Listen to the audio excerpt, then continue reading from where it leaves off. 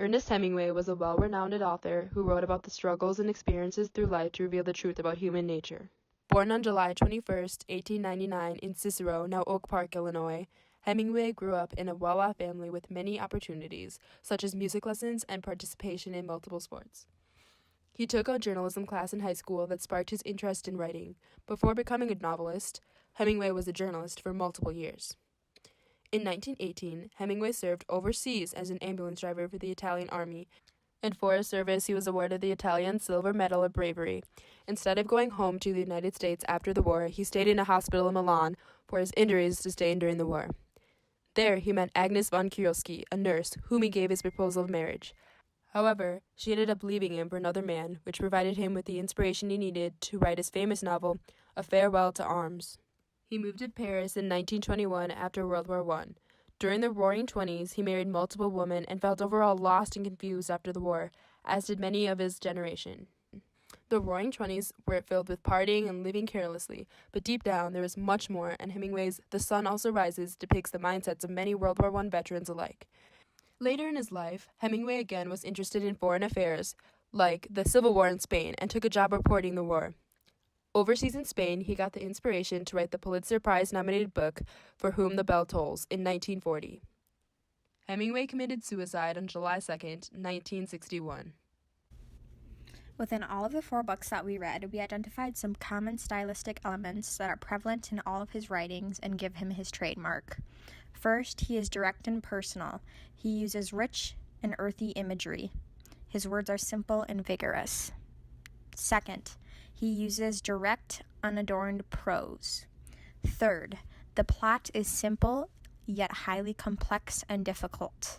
And 4, Hemingway says as little as possible because he lets the characters speak for themselves. He is the master of dialogue. While Hemingway's style is distinctive in his writing, it is the connecting themes that make him a standout influence on American culture.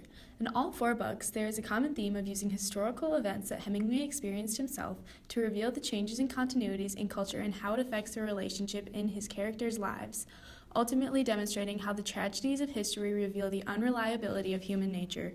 Hemingway began his career as a journalist, which helps explain why he would document historical events closely in his writings.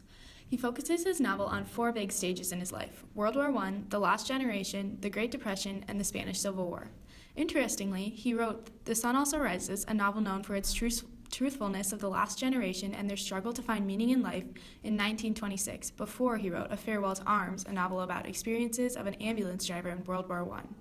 To Have and Have Not was written near the end of the Great Depression, and it reveals the power of wealth within a power structure. For Whom the Bell Tolls was written after Hemingway moved to Spain to report on the Spanish Civil War. Ernest Hemingway was a legendary, resilient man of modern American writers, but it is difficult to pinpoint a more gentle and enchanted love story than A Farewell to Arms.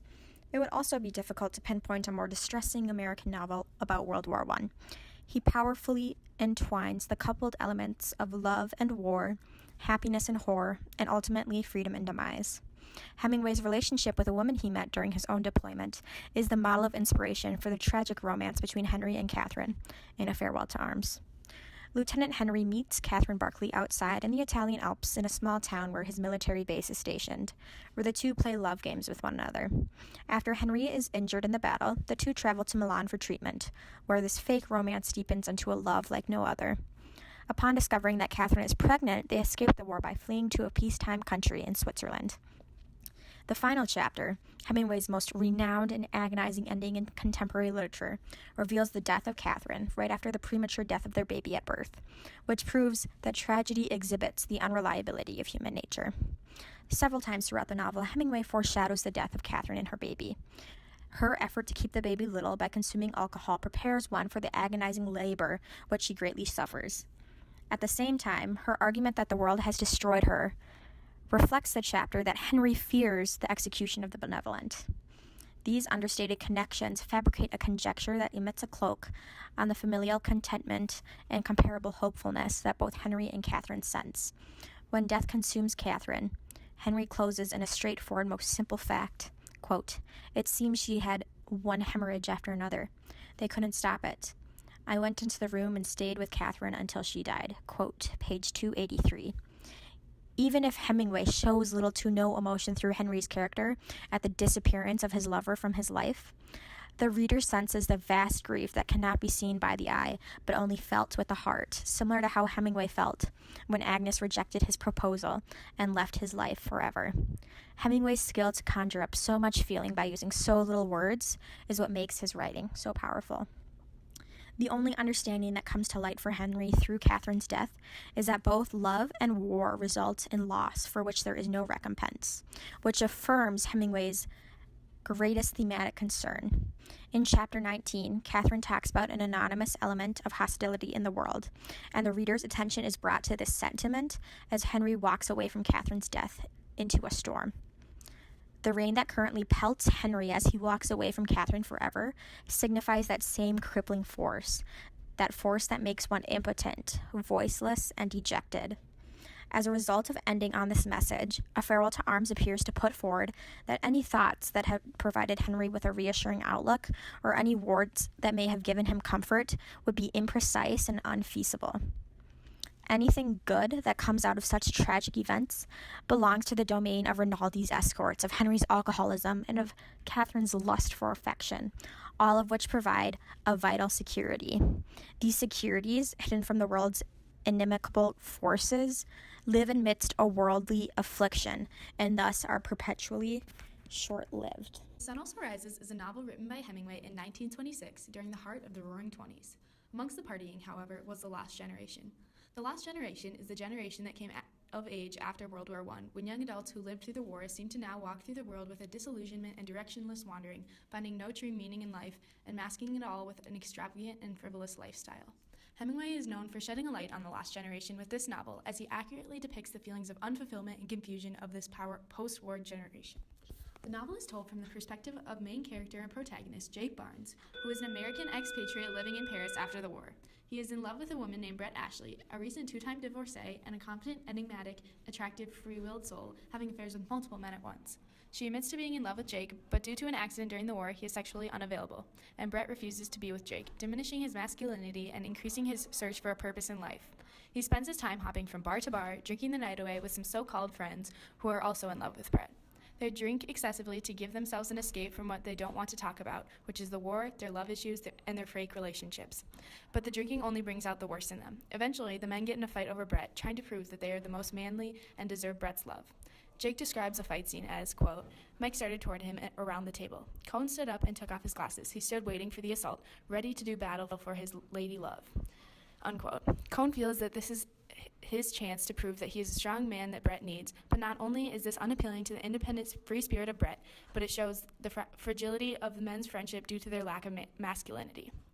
The war was detrimental to Jake, as he is forever changed and now struggles to find his masculinity, love, and a purpose in life. His fake friendships and unachievable love ultimately show him the true unreliability of people. Jake, along with many Americans, relate to The Sun Also Rises for its honest depiction of the internal struggles masked by the Roaring Twenties that were caused from the hardships of war. To Have and Have Not takes place during the peak of the Great Depression between Key West, Florida and Havana, Cuba, highlighting the desperate measures taken to get by in rough economic times like these.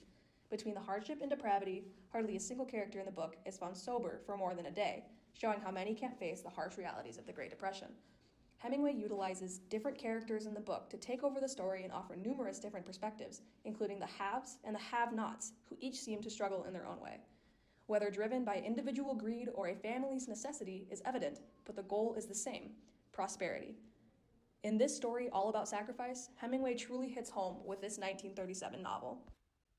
Harry Morgan of Key West, Florida, finds himself broke and desperate after being conned by one of his tourist customers. And to make ends meet, Captain Morgan is forced to pursue an illegal career of smuggling people and alcohol between Florida and Cuba.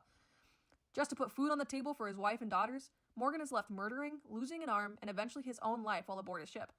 The question for both the haves and have-nots is whether or not these heinous acts are justified by the Great Depression. Captain Morgan is cynical, yet refuses to take on life's hardship by constantly telling others to take it easy, while his boatmates Eddie and Albert are both hopeful but realistic when they face the Depression. This contrast left the public wondering to what extent they must break the rules to scrape by. The novel attracted the American public with characters like Albert, who gave them hope during the rough economic times.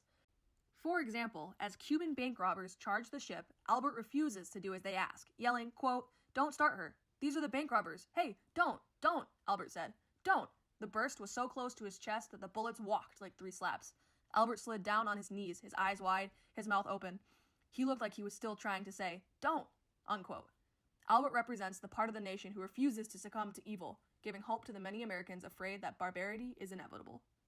For Whom the Bell Tolls is told from the view of an American volunteer soldier during the Spanish Civil War, which took place between 1936 to 1939. The Spanish Civil War is boiled down as a fight between democracy against fascism and the popular American conception that fascists were evil. America was in support of preserving democracy through the entire world. With World War II forthcoming, tensions in America concerning the actions it take in foreign affairs were elevated and opinions often collided. Through the characters in From Whom the Bell Tolls, Hemingway displays many of the different elements of human nature and their interactions with each other. Hemingway traveled to Spain during the Civil War to report for the North American Newspaper Alliance. Hemingway had also previously been in World War I as an ambulance driver. Although this novel and the characters are purely fictional, he incorporated a lot of his personal experiences into it. For Whom the Bell Tolls is written from the viewpoint of Robert Jordan, who is also the protagonist of the novel. Robert Jordan is assigned a mission to blow up a bridge in the Spanish mountains for the purpose of cutting off the fascists from vital resources. He meets many characters who represent the views and opinions of different people's reaction towards the war. In the face of war, the true inner strength of character is illuminated. For some characters, like the soldier named Pablo, the threat of war is overpowering. He admits to his lover, "I am afraid to die, Pilar," he said. "Tengo miedo de morir. Dost thou understand?" Previously, Pablo had been a fearless war hero, but after years of fighting, he no longer could grasp onto what he was fighting for. Pablo's display of cowardliness and him confiding in others are viewed as extremely negative qualities, making him the main antagonist of the novel, coming into conflict with the hero of the story, Robert Jordan. Many times throughout the novel, Robert Jordan looked death straight in the face without thinking twice, which ultimately cost him his life. Like other Hemingway novels, he shows how characters are damaged by the war. Robert Jordan's love interest Maria is an example. The group explains to Robert how they found her in a train raid. She would not speak, she just cried all the time, and if anyone touched her, she would shiver like a wet dog. We learn that she was taken from her family and was raped by soldiers. As a result, she is quickly drawn to Jordan because of his fearlessness, which he desires so greatly. For Whom the Bell Tolls displays the overarching theme that war affects the relationship in characters' lives, ultimately demonstrating how tragedies of history reveal the unreliability of human nature. According to Anders Osterling, the secretary of the Swedish Academy who gave the presentation speech at the Nobel Prize award ceremony, all of the advanced American authors have, quote, one thing in common. They took full advantage of the Americanism to which they were born, unquote. Osterling notes that among these authors is Hemingway, whose brief writing style was refreshing to the Americans facing heavy realities at the time and helped shape the nation as it still struggled to find a voice. Hemingway was a soldier in Italy, a big game hunter in Africa, a bullfighter in Spain, and overall a man with many great experiences. He put these times into words and shared with the American public what it truly means to have a heart for adventure, but the recognition of others. Hemingway is said to have, quote, a natural admiration for every individual who fights the good fight in a world of reality overshadowed by violence and death, unquote. Hemingway adored the natural human instinct to fight and strongly believes, quote, a man can be destroyed but not defeated. Hemingway himself was unable to present his speech at the award ceremony in Sweden, so U.S. Ambassador John Cabot delivered Hemingway's sentiment. His speech reflected the rest of his writings, short and sweet, modest, yet commendable. He thanks the administrators and mentions the other great authors who didn't win the prize. Hemingway claims that a good writer, quote, must face eternity, or the lack of it each day, unquote, because writers work alone. But a great writer also treats a new book as, quote, a new beginning where he tries again for something that is beyond attainment, unquote. Hemingway gives credit to the many writers before him who have pushed him to write what has never been brought into existence, even though it is grueling and lonely on the other side of a great work. Hemingway's final claim to the audience is that, quote, a writer should write what he has to say and not speak it, unquote, highlighting his seemingly insouciant attitude towards a complex world. Today's American public is still affected by Hemingway's amazing work. He helped document some of our nation's most tragic history from the eyes of an ordinary citizen. Hemingway gave hope to Americans during his time, but gave insight and inspiration to the Americans today. Even pop icon Kim Kardashian compares herself to Hemingway, as you can see in this short clip. Are those his magazines and books? Yes. Everything is authentic. Furnitures, paintings, animals on the wall. He was a hunter. As you can notice, there's no luxury in the house. Everything is simple, but nice and practical. That was Hemingway's style. You want to walk around and see the rest of the rooms? Sure. His private bathroom, only for Hemingway. One of the most interesting things here is on the wall. That's Hemingway's handwriting. You see the scale there? Yeah. He checks his weight almost every day and takes notes on the wall. It's like me. You did the same? Yeah, I do. That's cool.